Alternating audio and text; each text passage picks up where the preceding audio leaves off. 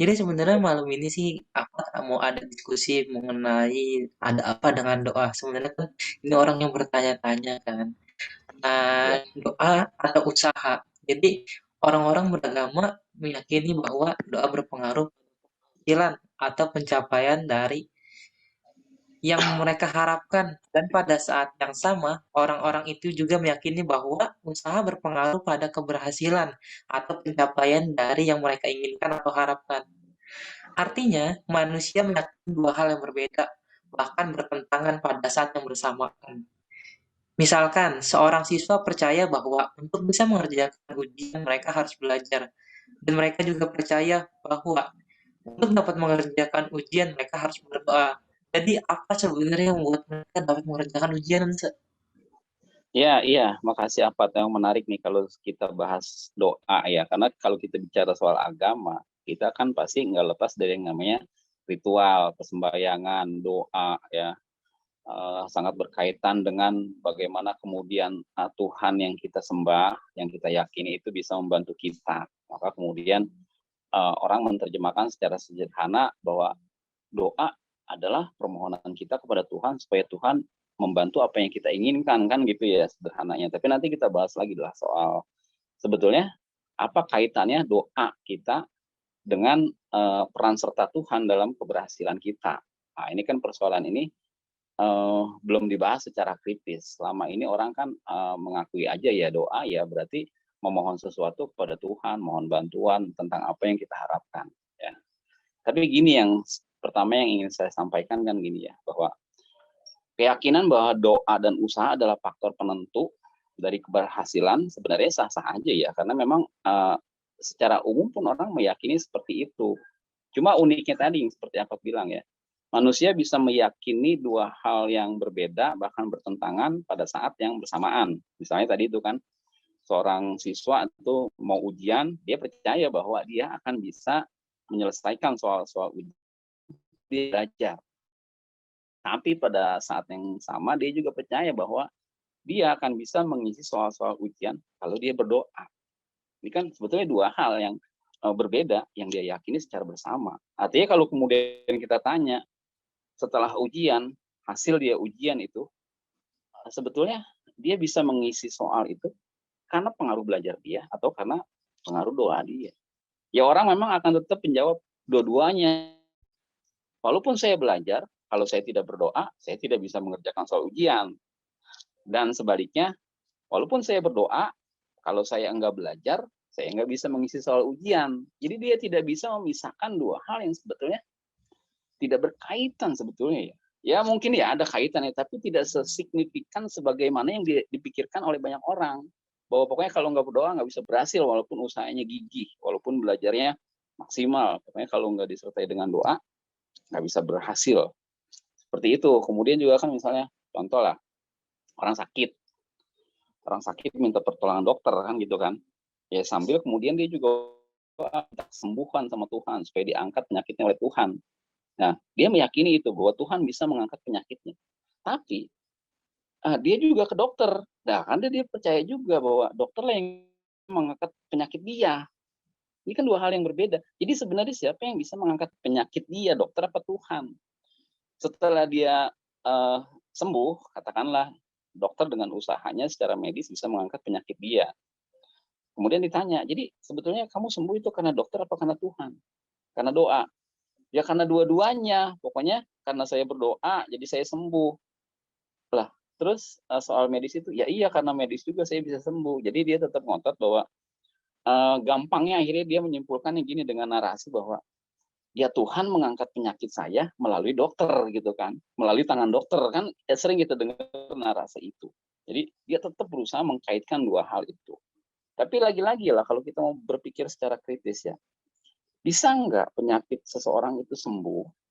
Dia berdoa saja sama Tuhan, bisa sembuh nggak? Kemungkinannya kan secara logis nggak sembuh. Ya walaupun mungkin ada ya. Sebaliknya, sekarang penyakit itu diangkat secara medis ya, tapi dia tidak berdoa.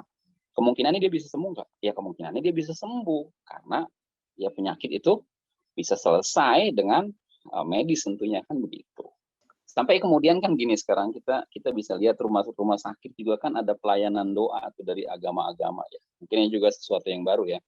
Info aja nih buat kamu dan yang lain juga, bahwa di rumah sakit sekarang ada pelayanan doa dari agama-agama. Jadi ada kerjasama tuh, ada MOU dari Kementerian Agama lah. Mungkin di kanwil-kanwil itu ada kerjasama sama rumah sakit tuh. Atau rumah sakit meminta kanwil-kanwil untuk menyediakan rohaniwan untuk melakukan doa di rumah sakit. Nah, pertanyaannya kan sebenarnya gini, pertanyaan pertama tuh, apakah ini memang hanya untuk kepentingan akreditasi rumah sakit kan? Karena emang ada persyaratan tuh, bahwa salah satu persyaratan rumah sakit bisa terakreditasi, ya dia harus melakukan MOU dengan rohaniwan koordinir oleh kanwil atau kantor Kementerian Agama di kabupaten atau kota setempat. Itu yang pertama. Atau apakah rumah sakit itu juga memang meyakini bahwa kalau tidak ada doa, para dokternya itu nggak bisa menyembuhkan penyakit. Ya kita nggak tahu nih penyebabnya apa. Apakah karena kepentingan akreditasi, apakah memang para dokter juga meyakini bahwa penyakit pasien itu nggak bisa sembuh oleh dokter kalau tidak ada bantuan doa. Nah, kemudian lebih aneh lagi nih, satu lagi ya Pak, bahwa ada fenomena bahwa ada pendoa di rumah sakit. Ini di luar MOU rumah sakit dengan para tokoh agama, tapi memang ada pendoa yang dikirim dari agama tertentu untuk mendoakan semua pasien yang sakit di rumah sakit itu, di rumah sakit tertentu lah, didoakan pokoknya. Dia kerja sukarela. Kemudian ketika ada kesembuhan dari para pasien, ya kan pasti sembuh di rumah sakit kan. Kemungkinan sembuhnya tinggi lah orang di rumah sakit itu. Ya. Makanya rumah sakit laku. Kalau rumah sakit itu orang berobat kemungkinannya rendah, orang sembuh, ya rumah sakit nggak laku. Ini indikasi bahwa pasien itu cenderung sembuh di rumah sakit. Buktinya adalah bahwa rumah sakit itu bertahan sampai sekarang makin laku aja kan. Nah, ya karena itu pasti kalau sesuatu yang bermanfaat pasti bertahan lama. Nah, oke. Jadi pendoa-pendoa itu kemudian merasa bahwa dia sudah berkontribusi atas kesembuhan pasien-pasien itu. Itu kan fenomena yang kita tahu nih belakangan ini soal doa di rumah sakit. Ya. Kurang lebih gitu pandangan saya untuk yang awal ini ya. Oke, baik Wensa. Tadi Wensa ada sedikit menjelaskan mengenai doa dengan usaha. Oke, sebenarnya kita perlu condong kemana Wensa? Ke doanya kah? Atau ke usahanya kah? Iya betul ya. Kemudian kan dua hal yang berbeda. Akhirnya pertanyaannya sederhananya. Jadi yang paling pengaruh atau pengaruh utamanya sebetulnya mana keberhasilan seorang itu, doanya apa usahanya kan gitu ya. Ya walaupun kalau kita tanya ke orang umum pasti jawabnya ya dua-duanya kan gitu. Tetap dia muter-muter seperti itu. Secara logis kan gini tadi. Saya mungkin ulangi lagi nih analoginya, bahwa murid yang mau ujian, katakanlah dia nggak berdoa, tapi dia belajar maksimal. Kemungkinannya dia bisa ngisi soal apa enggak? Tentu bisa dong. Ya. Sebaliknya, sekarang nih murid nggak belajar, tapi dia berdoalah sampai 7 jam dia berdoa. Jadi malam tuh digunakan untuk berdoa, bukan untuk belajar. Kira-kira kemungkinannya besok dia bisa ngisi ujian nggak? Secara logis nggak bisa dong, Pak. Iya kan, nggak bisa. Ya, nggak bisa Wensa. Nggak bisa. Nah, kalau dari sini nih, kalau kita cara logis, pasti kan yang lebih berpengaruh pada keberhasilan, itu pasti kan usahanya, bukan doanya.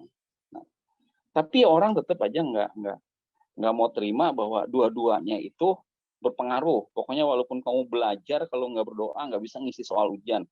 Walaupun kamu ke dokter yang paling mahal, yang paling canggih pun kamu nggak akan sembuh kalau kamu nggak berdoa. Nah, kadang-kadang dokter juga kan mengkaitkan itu tuh.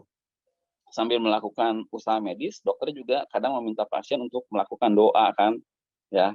Jadi memang ini diperkuat. Narasi-narasi ini diperkuat. Dokter juga kadang menyuruh kita atau menyuruh pasien untuk bantu dengan doa. Jadi memperkuat keyakinan orang bahwa sebetulnya bahkan seorang dokter melakukan usaha secara medis, minta bantuan doa misalnya. Itu satu sisi. Tapi mungkin juga kan begini ya, bisa juga. Kalau dokter udah minta si pasien atau keluarga untuk berdoa, itu kemungkinan nih berarti dokter udah tahu tuh bahwa kemungkinan selamatnya atau kemungkinan sembuhnya udah tipis. Makanya dokter ngomong, ya udahlah banyakin doa. Pernah nggak dengar begitu ya? Kalau dokter udah merasa, oh ini udah susah ditolong nih. Biasanya dokter nyuruh, ya udah banyak-banyak berdoa lah kayak gitu kan. Jadi emang ada dua kemungkinan tuh. Ya, gitu ya Pak. Jadi jawabannya, ya pasti ya kalau saya secara logis saya jawab, ya pasti lah karena usahanya bukan karena doanya. Kayak gitu Pak. Ya siap, tadi Bensa juga ada mengenai singgung-singgung soal narasi nih. Nah, soal narasi tentang doa nih sebenarnya aku sempat baca sebuah artikel. Jadi Ya, artikelnya bertulis seperti ini, Bensa. Tahun 1347 sampai 1352, Eropa diserang wabah yang bernama Black Death. Dan ya, hanya dalam kurun waktu 5 tahun, wabah itu menelan korban sebanyak 100 juta orang. Sangat mengerikan sekali. Semua bingung apa yang harus dilakukan. Mereka terus menyaksikan orang yang sakit sore hari dan meninggal di pagi hari. Sakit di pagi hari dan meninggal di sore hari. Para dokter pun tidak tahu apa penyebabnya dan tidak ya, tahu harus bagaimana. Akhirnya hal yang bisa dilakukan mereka adalah pergi ke tempat ibadah dan berdoa. ya, Hasilnya, apakah mereka sembuh atau tetap terjadi kematian? Tentu saja akan tetap terjadi. ya. Betul-betul narasi itu kan memang mengantarkan kita kepada supaya orang itu berpikir lebih logis ya. Ya misalnya itu tadi, dalam waktu 5 tahun Eropa diserang wabah Black Death itu 100 juta orang meninggal dan para dokter juga tidak tahu apa yang harus dilakukan. Pokoknya kalau orang sore sakit pagi meninggal gitu kan. Ya akhirnya yang bisa dilakukan kan orang berbondong-bondong ke rumah ibadah untuk melakukan doa. Tapi pertanyaannya penyakitnya sembuh nggak? Ya enggak kan, tetap terjadi kematian. Tapi kenapa kemudian orang tetap menganggap bahwa doa bisa menyelesaikan persoalan, walaupun sudah dibuktikan bahwa Black Death itu tidak bisa diselesaikan dengan doa, kematian terus terjadi. Ya. Nah, memang ironisnya gitu. Narasi tentang kekuatan doa itu kan justru, ya, jadi paradok nih. Narasi tentang kekuatan doa itu kan justru datang dari ketidakberhasilan doa itu sendiri. Ya, kenapa demikian nih? Logikanya kan gini, ya Pak ya. Orang yang katakanlah dalam sebuah kasus, kamu pasti ingat deh kasus misalnya Titanic ya, Titanic tuh. Titanic dengan awak kapal sekian ratus orang tenggelam, berapa orang yang selamat? Kan 90% meninggal itu. Nah, anggaplah ada beberapa orang, kita nggak tahu persis datanya, tapi 90% meninggal lah, katakan 10% selamat. Kemudian selamat itu ditanya kan, kenapa Anda bisa selamat di antara orang-orang yang meninggal? Dia menjawab, ya karena ini kuasa Tuhan, karena saya berdoa, Tuhan menyelamatkan saya. Kan gitu. Pertanyaannya, kira-kira yang 90% yang meninggal itu berdoa nggak ketika Titanic tenggelam? Kan pasti berdoa. Pasti berdoa dong. Termasuk misalnya ya tadi yang kamu ceritakan tentang narasi wabah Black Death di Eropa itu, 100 juta orang meninggal, yang selamat berkesaksian, kenapa bisa selamat di antara orang-orang yang meninggal itu? Ya karena saya berdoa. Tapi yang lain juga berdoa. Cuma masalahnya, yang tidak selamat itu tidak bisa memberikan kesaksian bahwa dia juga berdoa sebenarnya, cuma nggak selamat. Ya kan nggak bisa memberikan kesaksian karena meninggal. Sama lah kalau kita ngomong ekstrim, misalnya ada kecelakaan pesawat lah. Cara logika, kecelakaan pesawat kan kita juga sering dengar ya. Katakanlah dalam sebuah kecelakaan pesawat itu ada yang selamat. Ya, satu orang lah katakanlah, ajaib nih bisa selamat. Itu biasanya yang selamat berkesaksian bahwa dia selamat karena pertolongan Tuhan, karena dia berdoa segala macam. Ya. Pertanyaannya sederhana. Kalau penumpang pesawat itu 200 orang, satu selamat. Memangnya yang 199 orang itu nggak berdoa? Ya kan semuanya berdoa. Nggak mungkin nggak berdoa. Semua orang lah. Kalau udah di pesawat, ada gangguan sedikit di atas, di udara itu, di ketinggian 3.000 kaki, ada gangguan, itu ya semua orang berdoa, nggak ada yang nggak berdoa. Tapi bahwa dari 200 orang bisa selamat satu orang, itu kemudian yang satu orang yang selamat itu bersaksi karena dia berdoa. Nah itu. Jadi ironisnya memang begitu. Jadi narasi tentang kekuatan doa itu justru datang dari ketidakberhasilan doa itu sendiri sebenarnya. Jadi itu secara logisnya begitu. Oke. Oke, sebenarnya kita bisa lebih mengerucut nih kepada Ya, konsepnya. Pertama, saya melihat doa pada umumnya komunikasi kepada yang kuasa atau kepada Tuhan dengan cara yang sopan, tapi kadang kita menyuruh nih kepada Tuhan ya, mengerjakan apa yang kita inginkan. ya, betul, betul, Bisa betul. dari keyakinan bahwa Tuhan Maha Kuasa, maka Tuhan akan mampu melakukan semua yang Ia kehendaki. Maka Tuhan akan berkenan jika kita memintanya dengan cara yang baik dan sopan. Menurut Unse bagaimana? Iya, iya, iya, iya. Tadi saya ingin sampaikan juga sebenarnya fenomena yang tadi di rumah sakit kan. Jadi doa itu ternyata kan bukan cuma untuk diri kita sendiri ya. Jadi doa itu juga fenomena doa itu kan juga doa diberikan kepada orang lain. Buktinya makanya kan ada mendoakan orang sakit kan, ya. Mendoakan orang supaya berhasil itu kan. Jadi doa itu bukan cuma untuk diri sendiri, jadi dilakukan juga untuk orang lain. Bahkan lebih lucu lagi kan, jadi lebih lucu nih maaf nih. Doa itu bahkan ditunjukkan kepada benda-benda ya, benda-benda loh. Doa untuk Ibu Pertiwi, doa untuk negeri, doa untuk apalah yang bukan orang maksudnya, benda gitu. Kalau kita ngomong orang berdoa untuk negeri, yang didoain apa sebenarnya? Kalau orang masih berdoa untuk orang sakit, ya oke lah, ya objeknya ada jelas orang juga. Tapi kalau berdoa untuk negeri, pertanyaan kan gini, doanya supaya negeri ini aman, damai, tentram. Pertanyaannya, sebetulnya sebuah negara, sebuah negeri itu bisa aman dan tentram dan damai itu karena siapa? Kan pasti karena orang-orangnya. Rakyat yang ada di dalamnya yang akan membuat negeri itu tentram damai. Nah kemudian kalau doanya mendoakan supaya negeri ini damai dan tentram, nah ini kan membingungkan sebetulnya, ambigu.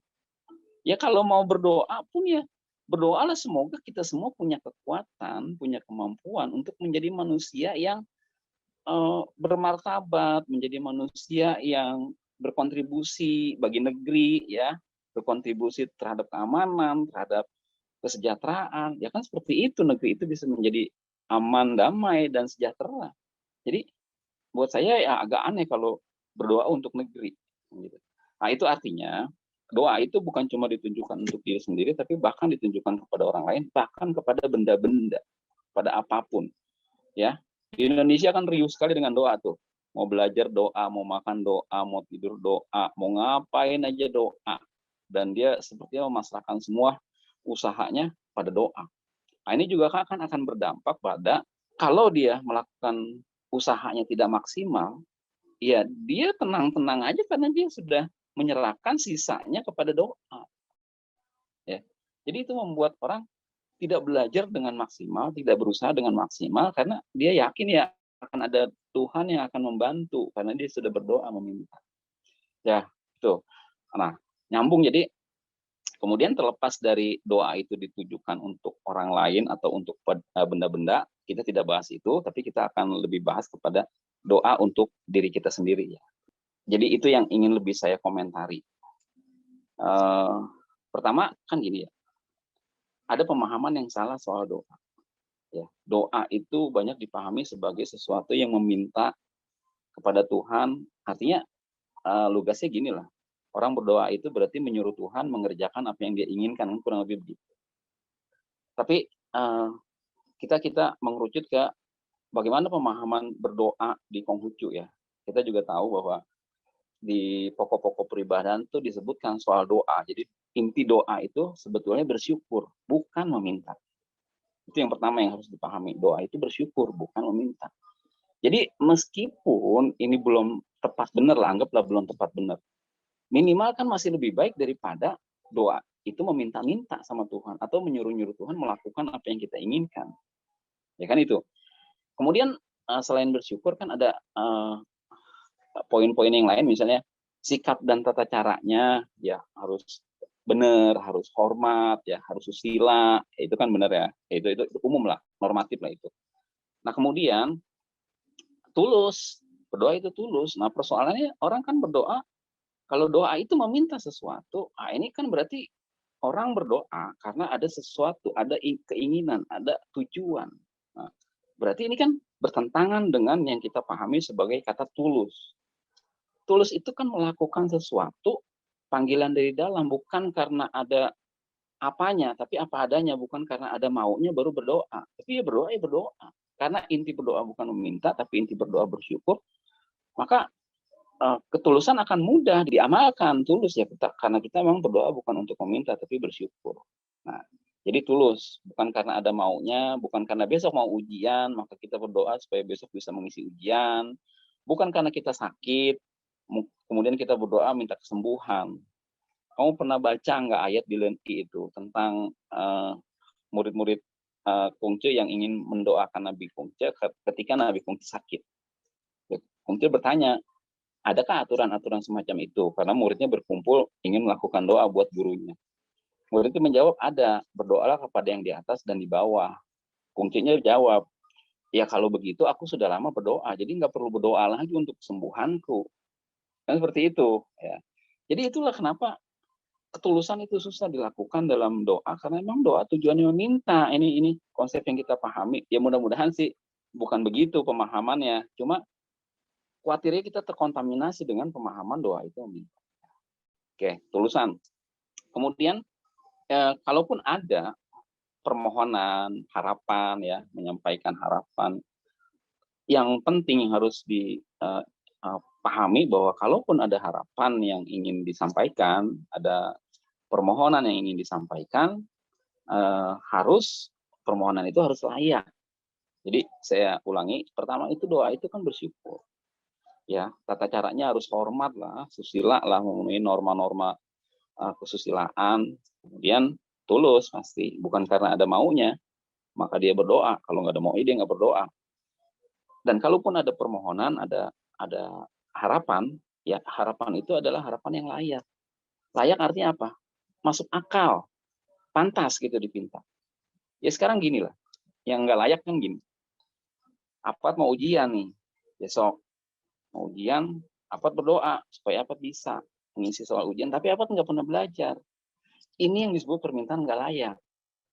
Nggak logis gitu loh, secara ilmiah itu nggak mungkin. Yang paling ekstrim lagi kan gini, kalau misalnya Apad bertanding lah, Apad main bulu tangkis ya, suka main bulu tangkis misalnya. Apad, grup Apad melawan grup lain, ya. Grup Apad Depok melawan grup Cibinong Bogor. Kemudian Apad grupnya berdoa semua, semoga Apad jadi pemenang. Kira-kira grupnya Makin Cibinong berdoanya kalah apa menang? Menang juga dong. Ya kalau dua-duanya berdoa menang kan bingung gitu. Itulah permintaan yang nggak layak. Jadi permintaan, ketika permintaan itu tidak diharapkan oleh orang lain, itulah permintaan yang nggak layak. Apa yang kita inginkan tapi nggak diinginkan orang lain, itu permintaan yang namanya nggak layak. Mungkin itu saja, Wansa. Terima kasih, Wansa. Terima kasih, salam kebajikan, Wete Tungtian. Oke, apa itu?